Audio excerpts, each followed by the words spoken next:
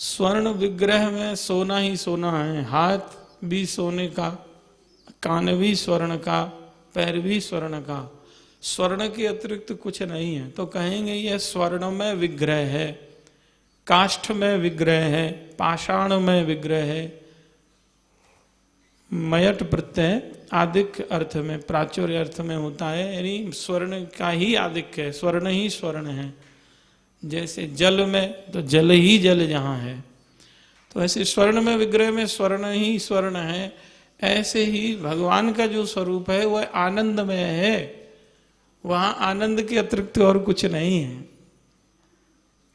भगवान का स्वरूप आनंदमय है, ज्ञानमय है, जिनकी सत्ता सदा सर्वदा सर्वत्र है। तो भगवान आनंद स्वरूप हैं और भगवान के भक्त भी आनंद स्वरूप होते हैं, आनंद में होते हैं। तो आनंद स्वरूप सच्चिदानंद भगवान से, श्री कृष्णचंद्र से संबंध जोड़ने के लिए सबसे पहले जिन संत महापुरुषों ने उन भगवान के स्वरूप को जाना है, चिंतन मनन किया है, उन महापुरुषों का आश्रय ले लें तो बहुत ही शीघ्र भगवान के स्वरूप को हम जान लेंगे, भगवान की सामर्थ्य को जान लेंगे, भगवान के स्वभाव को जान लेंगे। सब भक्त जानना चाहते हैं कि हमारे प्रभु का स्वभाव कैसा है, हमारे भगवान प्रभु की सामर्थ्य क्या है, कि हम उनकी शरण में जाएं, महाराज वहां भरण पोषण होगा कि नहीं। अरे वो विश्वम्भर हैं, सारे विश्व का भरण पोषण करते हैं। जितने जंगल में प्राणी हैं, कीट भृंग चींटी से लेके हाथी तक, सबका पोषण कर रहे हैं। और बिना भंडारे की व्यवस्था के, बिना कढ़ाई के ही व्यवस्था हो रही है, कहीं कढ़ाई नहीं चल रही। बाबा महाराज बोलते हैं, चींटी से हाथी तक को देता, तेरे चढ़े भंडारे कहीं नहीं। पल भर में सब जग को भरता, आकाश सिंधु तेरे कहीं नहीं। सर्वे सबके कर्मों का फल है तू देता, तेरी लगी कचहरी कहीं नहीं। ये भगवान का स्वरूप है। भगवान बिना कढ़ाई चलाए ही सबका पोषण कर रहे हैं, विश्वम्भर हैं। तो क्या जो आश्रित जन हैं, भगवान की शरण में हैं, उनका भरण पोषण नहीं करेंगे? करते हैं। कितने संत महात्मा लोग सर्वस्व त्याग करके, आसक्तियों को छोड़ करके और प्रभु की शरण में आते हैं, धाम का आश्रय लेते हैं। चाहे कमी है शरणागति में, अभी पूर्ण रूपेण विशुद्ध शरणागति नहीं है, फिर भी श्री जी के धाम में कोई भूखा नहीं सोता, कोई दुखी नहीं रहता। किशोरी जी उनका बहुत ख्याल रखती हैं।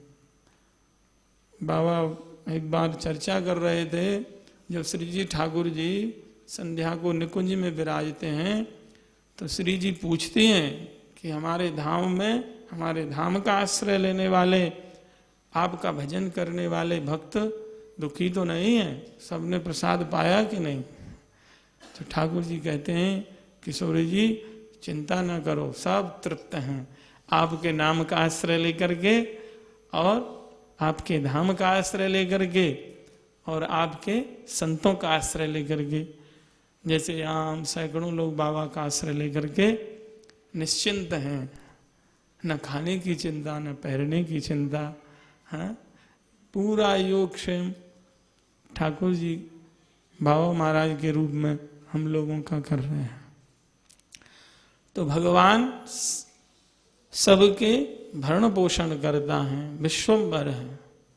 विश्वोत्पत्त्यादि हेतवे, बोले इन भगवान की सामर्थ्य क्या है जिनसे संबंध जोड़ने की बात कर रहे हो? बोले इस विश्व की उत्पत्ति आदय से तात्पर्य पोषण और संहार, इन तीनों के कारण हेतु भगवान ही हैं, गोपाल जी हैं, श्री ठाकुर जी हैं।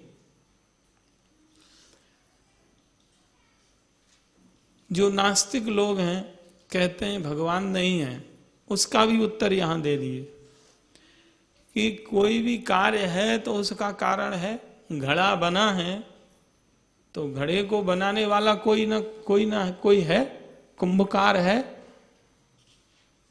माइक है, इसको बनाने वाला कोई है कि बिना बनाए बन गया? ऐसे ये संसार है तो इसको बनाने वाला है।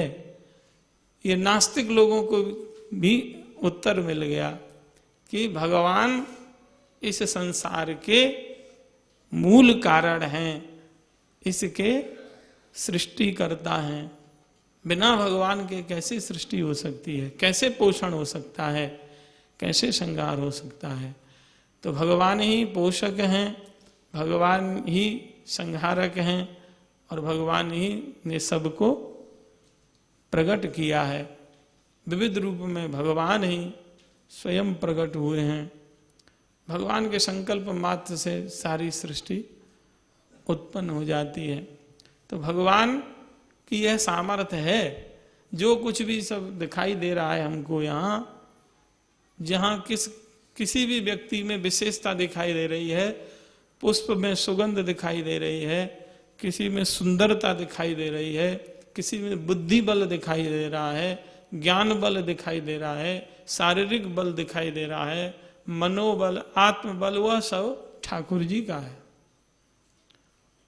और जब यह बात जीव जान लेता है तो वह निर्हम हो जाता है और भगवान की कृपा प्राप्त कर लेता है। तो सच्चिदानंद रूपाय विश्वोत्पत्त्यादि हेतवे, बोले महाराज यह समझ में आ गया कि भगवान का रूप क्या है, भगवान की सामर्थ्य क्या है।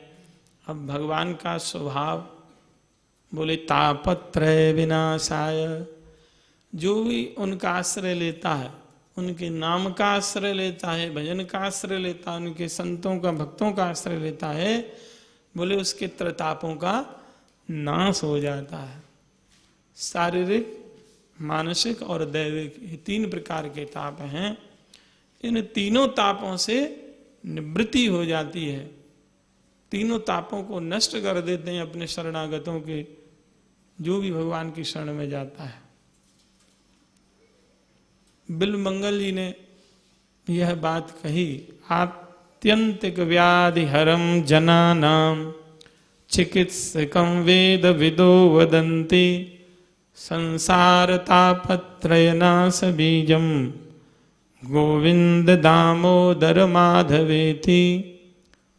आत्यंतिक व्याधि हरम जनानाम, हमेशा हमेशा के लिए लोगों की आधी व्याधि नष्ट हो जाए, इसका क्या उपाय है? बोले चिकित्सकम वेद विदो वदंती, वेद विद, वेद के ज्ञाता, शास्त्रज्ञ, अनुभव युक्त महापुरुषों ने, संतों ने यह निर्णय किया कि त्रिताप को नष्ट करने का, आत्यंतिक निवृत्ति हो जाए दुखों की, इसका उपाय क्या है?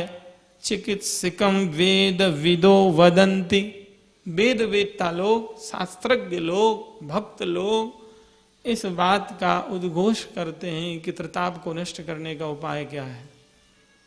संसार तापत्रय नाश बीजम। वो बोले महाराज ऐसा नहीं कि अब कुनैन की गोली ले लिया, मलेरिया चला गया और फिर दूसरे वर्षा ऋतु में मच्छर काटने से फिर जो है पीड़ा हो गई, ज्वर से ग्रसित हो गए। आत्यंतिक निवृत्ति हमेशा हमेशा के लिए।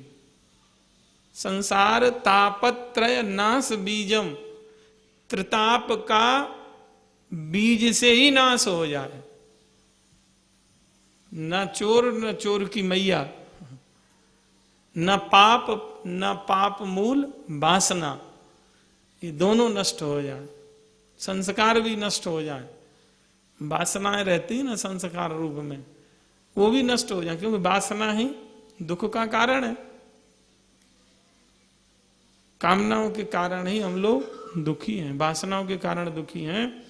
तो कह रहे हैं चिकित्सकम वेद विदो वदंती संसार तापत्रय नाश बीजम, त्रिताप को बीज से नष्ट करने का उपाय क्या है? बोले गोविंद दामोदर माधवेति, भगवान का नाम, भगवान के नाम का आश्रय लो। चलते फिरते भगवान का नाम कीर्तन हम लोग करते रहें। नाम में हम लोगों का जीवन हो जाए, बस काम बन जाए। और जब नाम में जीवन हो जाएगा तो अहंता ममता का नाश हो जाएगा। जितने विकार हैं उन सब से सहज में निवृत्ति मिल जाएगी। बहुत लड़ाई करने पर भी जिन विकारों को नहीं जीत सकते, उन विकारों पर जीव नाम का आश्रय लेकर के विजय प्राप्त कर लेता है। महापुरुषों का आश्रय लेकर के विजय प्राप्त कर लेता है। उनकी सेवा आज्ञा पालन करके वह जो लाखों वर्ष के साधन से वस्तु प्राप्त नहीं होती, वो केवल सेवा से प्राप्त हो जाती है। जैसे किसी व्यक्ति को संतान ना हो, बहुत संपत्ति हो, और वह व्यक्ति किसी बालक को गोद ले ले दत्तक पुत्र के रूप में, तो बिना परिश्रम के ही उसको अनंत ऐश्वर्य मिल गया, करोड़पति बन गया।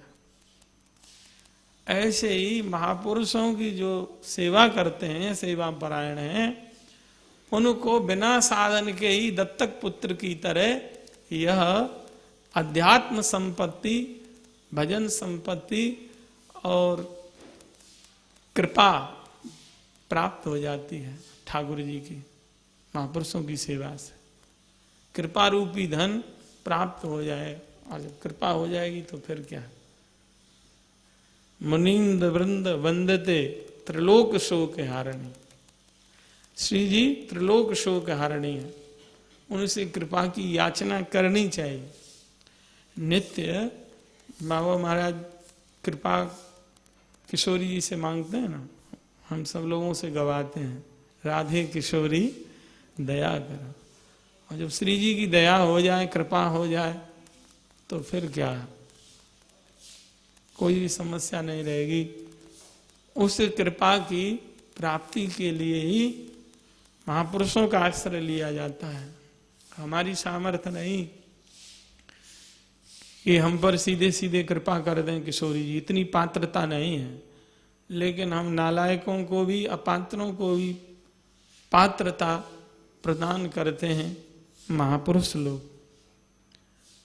पूरे महादेव की बारात है हमारे यहाँ, जो कहूँ जगह ना मिले वो मान मंदिर में आ जा। बरसाने मुँह ढोले, बोले कहाँ है, बोले मान मंदिर चले जाओ। बोले भोजन करना, बोले मान मंदिर चले जाओ। बोले महाराज एक दिन रुकनो है, बोले मान मंदिर चले जाओ। चाहे वो बावड़ो हो, चाहे वो महात्मा हो, चाहे गृहस्थी हो, सबको आश्रय है यहाँ। ये बाबा की कृपा है। कल बाबा महाराज शाम को ये चर्चा भी कर रहे थे, कोई आओ कोई खाओ, ये महापुरुषों की कृपा है, बाबा की कृपा है। तो हम लोगों को सेवा परायण, नाम परायण है जानो चाहिए। किसकी बाट जो रहे हैं, जीवन एक एक दिन चला जाएगा। रात्रिर्गमिष्यति भविष्यति सुप्रभातम, भास्वान उदेश्यसि हसिष्यसि पंकजश्री, इत्थम विचिन्तयति कोश गते द्विरेफे, हा हंत हंत नलनिम गज उज्जहारा। वो भौरा वाला भूल हमसे ना हो जाए, ये सावधानी बरत। एक भ्रमर कमल कोश में जाके बैठ गया, गंध से उसकी बड़ी आसक्ति होती है, गंध आसक्ति को छोड़ नहीं पाता। सायंकाल का समय था और उस कमल के गंध में मस्त हो गया। सूर्य अस्त होते ही कमल बंद हो गया। सूर्य उदय होने पर कमल खिलता है और अस्त होने पर बंद हो जाता है। बंद होने पर वह विचार करता है, अरे अब सूर्यास्त हो गया, रात्रि हो गई, चलो रात्रि बीत जाएगी, फिर प्रातः काल होगा। रात्रि गमिष्यति भविष्यति सुप्रभातम, सुप्रभात होगा, फिर सूर्योदय होगा, पंखुड़ी खिलेगी, तब मैं इससे निकल जाऊंगा। ये सोच रहा था। बांस में भी वह छिद्र कर देता, लकड़ी को काट देता है, लेकिन वो गंधासक्ति के कारण कोमल पंखुड़ियों को नहीं काट पा रहा। ऐसी स्थिति हम लोगों की है। सोचते हैं चलो आगे कर लेंगे, ऐसा होगा तब कर लेंगे, ऐसा अवसर हो तब, ये अनुकूलता हो तब फिर भजन में लग जाएंगे, तब फिर सेवा में लग जाएंगे, तब संसार का त्याग कर देंगे। बस ऐसे ही सोचते सोचते रह जाते हैं और वह काल रूपी हाथी आ जाता है। इत्थम विचिंतयति कोश गते दुरेफे, वह दुरेफ भ्रमर उस कोश के भीतर यह चिंतन कर ही रहा था, उसी समय हाथी आया और उस कमल को तोड़ के खा गया, जीवन समाप्त हो गया। न प्रभात हुआ न सूर्योदय हुआ। तो न हमारे जीवन में प्रभात होगा न सूर्योदय होगा यदि भजन में नहीं लगेंगे, अवसर की प्रतीक्षा करते रहेंगे तो बड़ी भारी हानि हो जाएगी। कोई संत बता रहे थे, बेंगलोर में कोई डीएम थे, वो इसी श्लोक को सुन रहे थे, अभी साल भर पहली बात है। तो बस त्याग पत्र लिख करके दे दिए अपने पद से और चले आए सीधे बरसाना। प्रेम सरोवर पर रहे, 5-6 महीने बीत गए खोजते खोजते, नाम जपते रहते थे, माता पिता खोज रहे हैं, पत्नी खोज रही है, लेकिन नाम में जीवन हो गया, छोड़ दिया फिर गए ही नहीं। भजन करते हैं, अहिर्निश नाम में उनका जीवन, कृपा हो गई, संसार छूट गया सहज में। हम लोग ऐसा होगा तब करेंगे, ऐसा होगा तब करेंगे, अब ये अनुकूलता नहीं है। बार बार हम भी इसी कोटि में हैं, सब हम साधक हैं, बार बार कहेंगे, बाबा भी हमको चेतावनी देते रहते हैं, भाई नाम में सब सहयोग करो, नाम कीर्तन करो, सेवा करो, गौ सेवा में जाओ। लेकिन हम लोग आलस्य करते हैं, प्रमाद करते हैं और समझ नहीं पा रहे हैं, एक एक दिन चला जा रहा। तो इसके लिए सावधान होना चाहिए, समय को नष्ट हम साधकों को नहीं करना चाहिए। जितना हो सके श्रवण करो, श्रवण करने से थक जाओ या श्रवण करने को ना मिले तो कीर्तन करो, कीर्तन नाम करें तो स्मरण करते हुए सेवा करो, हमेशा तत्पर रहो, साधन में लगे रहो। श्रोतव्य कीर्तितव्यस्य स्मर्तव्यस्य इच्छिता भयम, तस्माद भारत सर्वात्मा भगवान ईश्वरो हरि। सुखदेव जी ने भागवत में यही कहा, इस जीवन को सार्थक करने के लिए जिस किसी को भी प्रभु कृपा चाहिए, निर्भय पद चाहिए, इन 3 कार्यों को करते रहो, इनका त्याग मत करो। श्रवण, कीर्तन और स्मरण। नवदा भक्ति 9 प्रकार की प्रहलाद जी ने बताई नहीं, लेकिन 9 प्रकार की न कर सके तो 3 को तो सावधानी पूर्वक पकड़ लो, ऐसा कोई समय ना जाए। या तो श्रवण हो, श्रवण नहीं हो भगवत चरित्रों का, भगवत भक्तों का चरित्र, भगवत भक्त चरित्र या भगवत चरित्र, भागवत चरित्र, तो महाराज कीर्तन करो। और कीर्तन नहीं हो पा रहा है तो स्मरण करते हुए सेवा में लगे रहो। कई लोगों का अभ्यास बन जाता है, नाम लेते रहते हैं और सेवा करते रहते हैं। काम करते रहो, नाम जपते रहो, काम और अच्छा होगा स्मरण करते करते। भक्त जो है बाबा कहते हैं आलसी प्रमादी नहीं होता है, कामचोर नहीं होता है, भक्त सेवा परायण होता है, साधन परायण होता है। आलसी प्रमादी इनको भक्ति नहीं मिलती है। कामी क्रोधी लालची इनसों भक्ति न हो। भक्ति करे कोई सूरमा जाति वर्ण कुल खो। सूरवीर ही भक्ति कर सकते हैं। हम लोग आलस्य प्रमाद से जो ग्रसित हैं वो भक्ति नहीं कर सकते, भार बन जाएंगे। आश्रम में जाए करके, चाहे पृथ्वी पे जन्म लेकर के भार बने, माँ के लिए भी भार बने। जननी माँ जिसने जन्म दिया 9 महीने तक उसको भार से पीड़ित किया, उसके बाद पृथ्वी माँ को अपने पाप कर्मों से, आलस्य प्रमाद से उनको भी पीड़ित कर रहे हैं और अपने जीवन को भी नष्ट कर रहे हैं। जो मनुष्य जीवन साधन धाम मोक्ष कर द्वारा, जिससे जीव भगवत कृपा, भगवत प्रेम, मुक्ति पा सकता है, उस शरीर को हम पाकर के साधन नहीं करते, वो पशु वाला ही काम करते रहते हैं, भक्ति में तत्पर नहीं होते। तो हम लोगों को सदैव साधन परायण रहना है, इसके लिए प्रयास करना चाहिए। अभी कितना समय है? 7 मिनट। तो भक्ति ठाकुर जी की हम सब लोगों को करनी चाहिए, और वाकई ये 3 अंग मोक्ष हैं नवदा भक्ति में, श्रवण, कीर्तन और स्मरण। इन तीनों को पकड़ लेना चाहिए, और वह भक्ति अहेतु की हो। कहा है भागवत जी में ही, भगवान की भक्ति अहेतु क्या प्रतिहता ययात्मा संप्रसीदति, सबई पुंसाम परो धर्मो यतो भक्ति रदोक्षजे। परम धर्म जीव का क्या है? बोले परम धर्म वही है जिस धर्म का आश्रय लेने से, पालन करने से अधोक्षज भगवान श्री हरि में प्रेम हो जाए, भक्ति हो जाए। और वह भक्ति कैसी हो हम लोगों की? अप्रतिहता,